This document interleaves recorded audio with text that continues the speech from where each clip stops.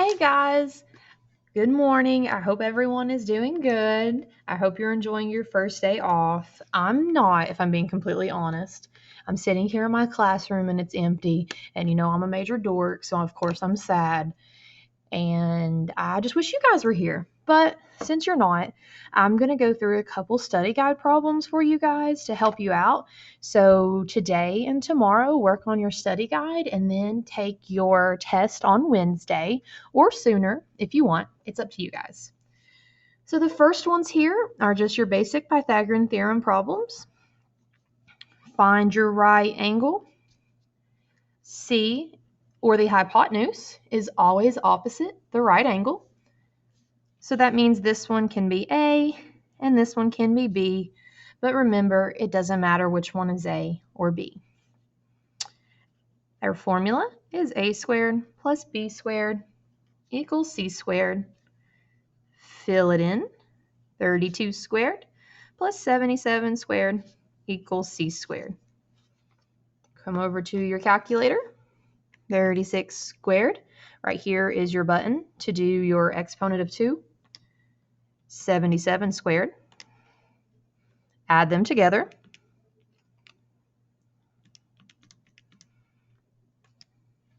And we get C squared equals 7,225. If you don't have a TI 73, TI 84 scientific calculator of any kind, your iPhone will work. If you've got an iPhone. So if you've got an iPhone, pull open your calculator, turn it to the side, and you'll get your scientific version of the calculator. Here's your square button right here. And then whenever you need to use the square root, it is right here. Okay? If you don't have an iPhone or a scientific calculator, you can use Google. If you just type in 36 squared to Google, it'll do it for you, or square root of 7,225, it'll do it for you. So the square root of 7,225 is 85. So x equals 85. We take the square root of both sides to cancel out our square because that is our inverse operation. Our answer makes sense because we know the hypotenuse is the longest leg, or the longest side length, and it's longer than both of our legs, so we know that it's correct. If you wanted to check your work, plug all 3 of your side lengths into your A squared plus B squared equals C squared. 36 squared plus 77 squared should equal 85 squared, and it does. These are the same thing, just in a word problem. It tells you the legs of an isosceles right triangle both measure 10 inches. Find the length of the hypotenuse. So remember, I told you to always draw what it tells you. It told you that it was the legs that were 10. So then you're just going to solve for your hypotenuse. This one says find the length of the shortest side. So you know you're going to be solving for one of your legs. The longest side in a right triangle, draw it as you read it, is 24 centimeters. So we know that's our hypotenuse because it's the longest side. The second longest side is 20 centimeters. So we're going to solve for our shortest side. In this case, you can either plug in your known values to your A squared plus B squared equals C squared and solve, or if you remember how I taught you about the areas of the squares of each side length, we know that these two added together will equal the area of this square. So when we're solving for a side length, we just subtract the 2. So we can say C squared minus B squared will give us A squared. 24 squared minus 20 squared equals A squared. 24 squared minus 20 squared would be 176. Take the square root of both sides because that's the inverse operation and will help us eliminate our exponent. The square root of 176 is 13.3 centimeters. We rounded to 3 because the 6 will cause that 2 to round up to a 3. And we want to round to our tens place. All right, let's work on application. So Peter is trying to get his cat out of a tree in his backyard. The cat is 12 feet above the ground. Draw it as you read it. He's 12 feet above the ground. Peter has to put the base of his ladder 9 feet away from the tree because of the mud. So the base of the ladder is going to be 9 feet away from the tree.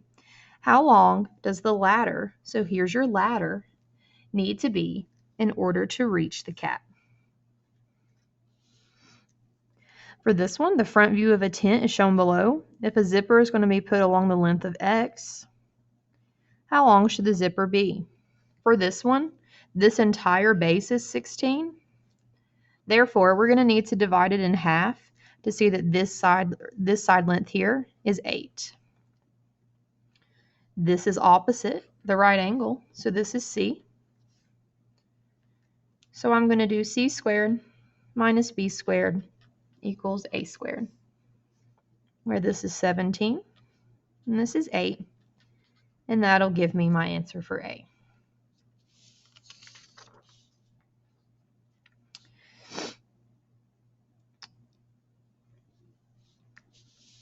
All right, let's look at our converse here. If you have any problems with these word problems, just email me and I'll help you out. Is the triangle a right triangle? So first thing we need to do is locate our right angle. We can also see that this is the largest side length because it's 12, so it's more than likely going to be C. Here's my right angle, so here's C, and then I'm going to make this one A and this one B. But remember, it doesn't matter which one you make A or B. So to do the converse, I take my formula and plug in my known values. So I get 6 squared plus 8 squared. Does that equal 12 squared? 6 squared plus 8 squared is 100. 12 squared, we know, is 144. 100 obviously does not equal 144, so no. This is not a right triangle because 6 squared plus 8 squared does not equal 12 squared. And that's how you do those. For these, just remember that your largest number is going to be C.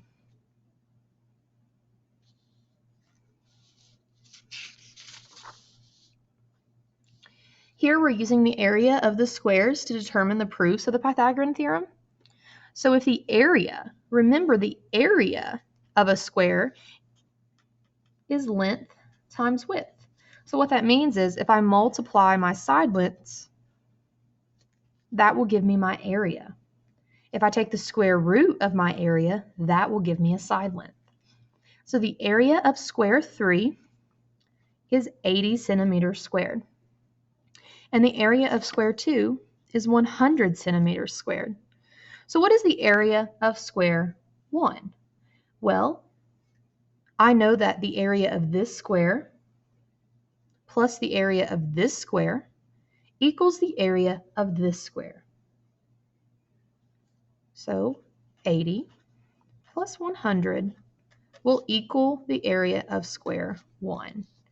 So the area of square 1 is 180. If I needed to find the side length of this one, I would just take the square root of the area. So the side length of this one is 10. Same thing for this one. The side length of this one is the square root of 80. That gives me 8.9. So this side length here is 8.9, and this side length is 10. So if I use the Pythagorean theorem and I do 8.9 squared plus 10 squared, I should get 180.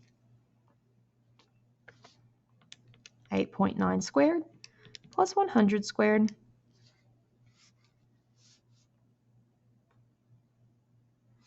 Oh, I did 100 squared. I was like, what? 8.9 squared plus 10 squared gives me 179. So there we go. So the area of square 1 is 180. All right. If the perimeter, remember perimeter is the distance around the square. If the perimeter of square 1 is 104, so that means the entire distance around. Now remember, area would be this. This is area. But the pink line around it is the perimeter. If the perimeter of square 1 is 104, and the area, so the area of square 2 is 576 feet squared, what is the side length of square 3? So the first thing you probably want to do is to figure out, well, what is the area of square 1?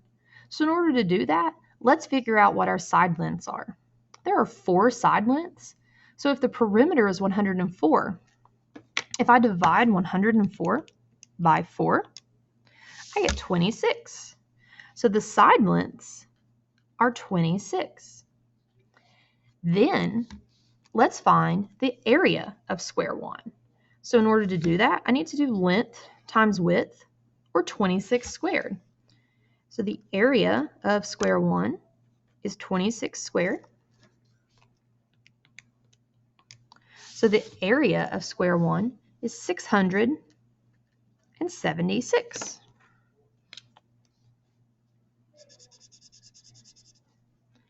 So now it wants to know, what is the side length of square 3?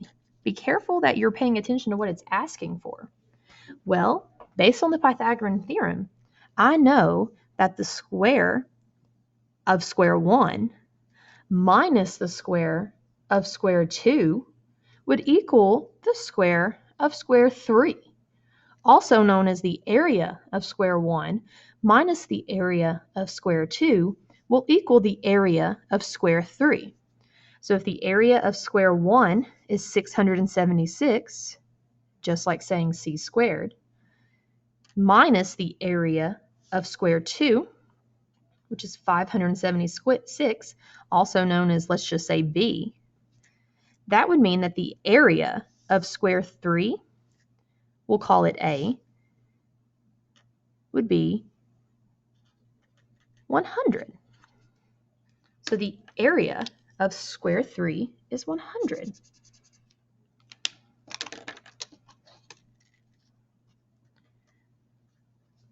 So if the area of square 3 is 100, to find the side length, we take the square root of both sides. So a would equal 10. So the side length is 10. We can prove it because we know that 10 times 10, or 10 squared, would give me the area. If I add these two areas together, it should equal the area of this one. So 100 plus 576 does equal the area of square 1, which is 676. So what is the side length of square 3? 10. This is probably one of the more complicated problems, mainly because it's giving you lots of different values and you have to kind of decipher what's what, and you really have to know the difference between your perimeter, your area, and your side length.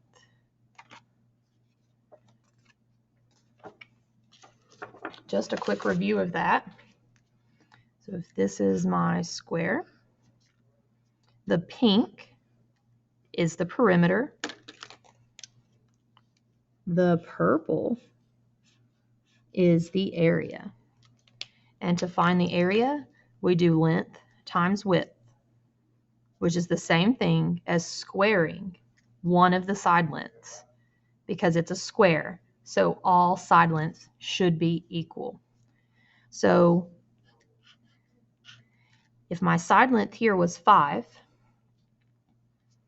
that means the area, which is length times width, or a side length squared, The area is 25.